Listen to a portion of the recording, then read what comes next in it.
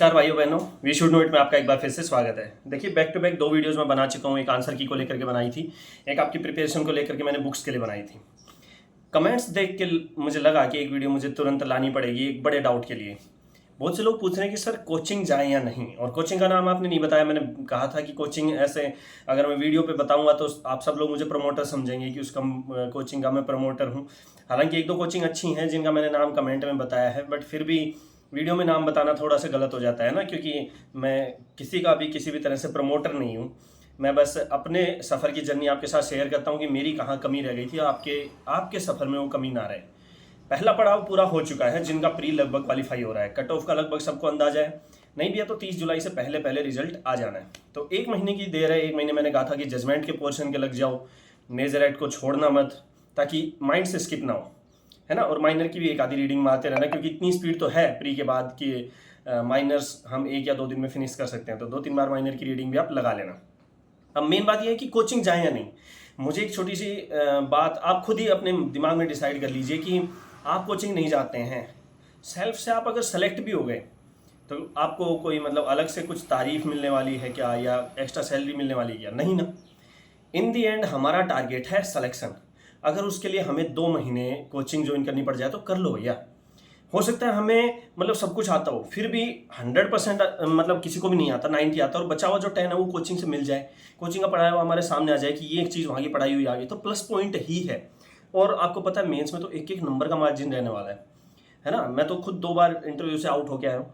1-1 2-2 number का margin रहने वाला है। तो कोचिंग अगर जाने का मन है तो 50-50 नहीं, चले जाइए। 1-2 महीने चले जाएंगे, अच्छी बात है, जाने दो, पढ़ाई में ही जाएंगे, वहाँ रेगुलरिटी बनेगी। प्लस पॉइंट ये है कि कंटिन्यू पढ़ोगे, क्लास में 3-4 घंटे क्लास होगी कम से कम, वो कंटिन्यू होंगे, उसका प्रेशर रहता है। साथ में 3-4 लोग और जो फास्ट पढ़ रहे हैं, कल वो इतने चैप्टर करके आ गए, एक बेरट हो इतना कर दिया, तो आपके ऊपर भी एक प्रेशर, साइकोलॉजिकल प्रेशर रहेगा, तो आप खुद पढ़ते हैं ना, एक माहौल मिलता है। तो कोचिंग चले जाइए।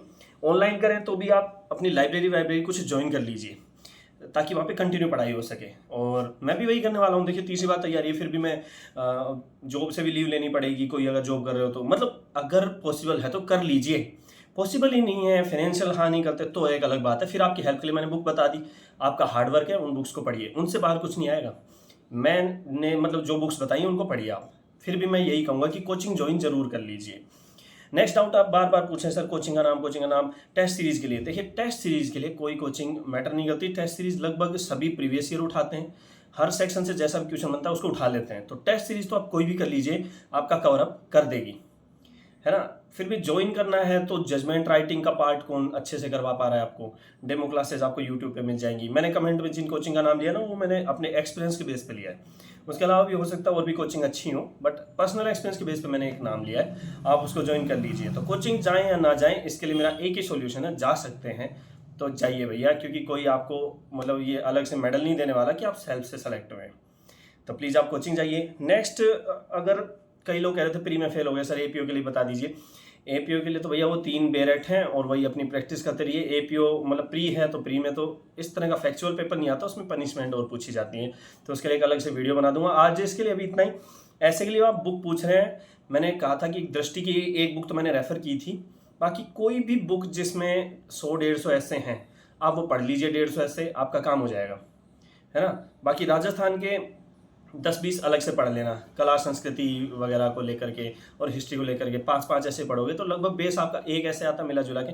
उसमें कला संस्कृति आपने 5-7 ऐसे पढ़ लिए, तो उनमें से मिला जुला के 5-6 पेज तो आप भर ही दोगे, है ना। मतलब कोई भी ऐसे आए राजस्थान का किसी भी तरह का, तो राजस्थान बना कैसे, कितने भागों में, इसको लेकर के हम एक छोटा मोटा 1-1.5 पेज तो उसी से भर देते हैं।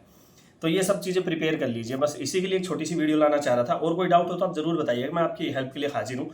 इस वक्त को गंवाइए मत, ये जो 1 महीना है ना, जो भी करना है आप 1-2 दिन में अपना डिसाइड करके अपने पद पे आगे बढ़ जाइए। Thank you.